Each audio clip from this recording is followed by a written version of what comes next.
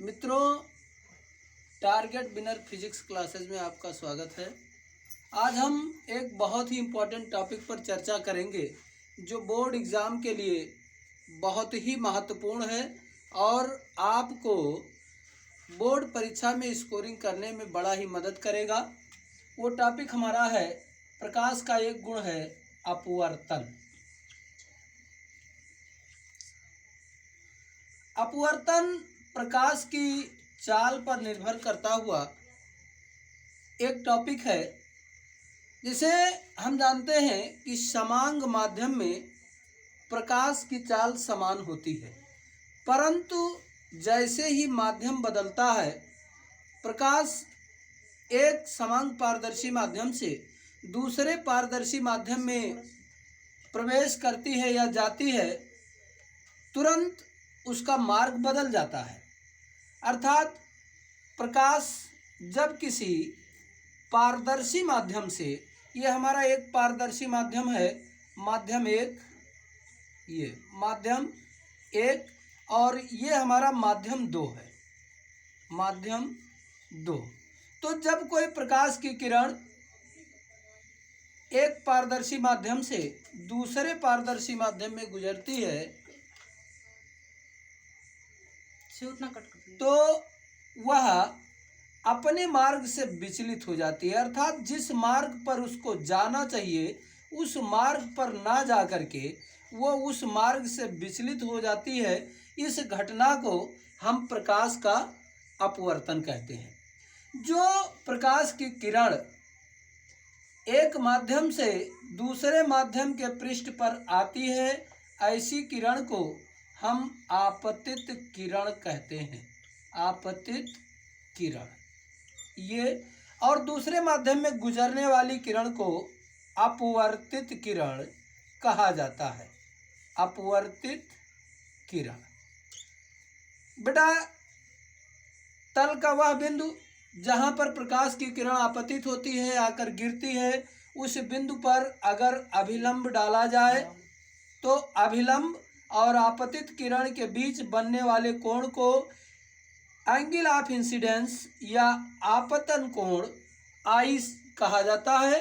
और दूसरे माध्यम में अपवर्तित किरण और अभिलंब के बीच जो कोण बनता है, इस कोण को एंगल ऑफ रिफ्रैक्शन अर्थात अपवर्तन कोण कहा जाता है।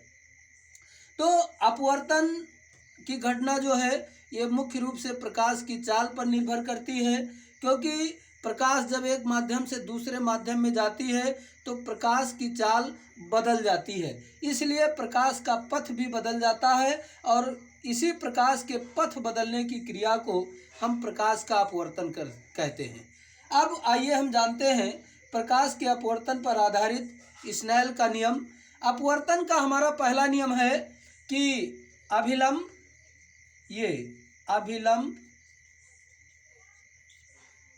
आपतित किरण और अपवर्तित किरण तीनों ही तल के एक ही बिंदु पर स्थित होते हैं। ये अपवर्तन का पहला नियम है कि अभिलंब, आपतित किरण और अपवर्तित किरण तीनों तल के एक ही बिंदु पर निर्भर या एक ही बिंदु पर स्थित होते हैं। और दूसरा नियम जो है हमारा है वो बड़ा ही इम्पोर्टेंट सा नियम है, जिसको स्नेल का नियम कहते हैं।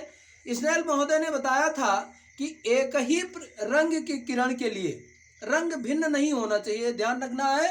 एक ही रंग की प्रकाश की किरण के लिए आपतन कोण की ज्या अर्थात साइन, आपतन कोण की ज्या और अपवर्तन कोण की ज्या का अनुपात एक नियतांक होता है, जिसको हम अपवर्तनांक कहते हैं। बड़ा ही इंपॉर्टेंट सा नियम है। एक बार फिर से, आपतन कोण की ज्या और अपवर्तन कोण की ज्या का अपवर्तनांक का अनुपात एक नियतांक होता है, जिसको हम अपवर्तनांक कहते हैं।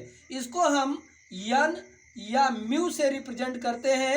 यन बराबर स्नेल के अनुसार साइन आई बटे साइन आर होता है। ये यन का एक फार्मूला बेटा और है जो चाल के अनुपात को रिप्रेजेंट करता है। यन बराबर सी बटा वी होता है। यन बराबर C/V, जहाँ C निर्वात में प्रकाश की चाल है, जहाँ C निर्वात में प्रकाश की चाल है, प्रकाश की चाल, और V जो है ये माध्यम में प्रकाश की चाल है। ये तो n बराबर स्नेल के अनुसार साइन आई बटे साइन आर, और इनके चाल या वेग के आधार पर n बराबर C/V होता है। अब हम थोड़ा सा यहाँ माध्यम के बारे में परिचय करेंगे कि माध्यम हमारा दो प्रकार का होता है, सघन माध्यम और विरल माध्यम। ऐसा माध्यम जिसमें माध्यम के अणु पास पास होते हैं, अत्यंत सटे होते हैं, ऐसे माध्यम को हम सघन माध्यम कहते हैं। सघन माध्यम में माध्यम के कण जो होते हैं पास पास होते हैं, और विरल माध्यम जो होता है माध्यम के कण थोड़ा दूर दूर होते हैं या सघन की तुलना में दूर दूर होते हैं। ऐसे माध्यम को हम विरल माध्यम में कहते हैं। जब प्रकाश की किरण किसी विरल माध्यम से, फॉर एग्जाम्पल हमने एक यहाँ लिया वायु, ये वायु, जब प्रकाश की किरण किसी सघन माध्यम से उनका काट के फिर दूसरा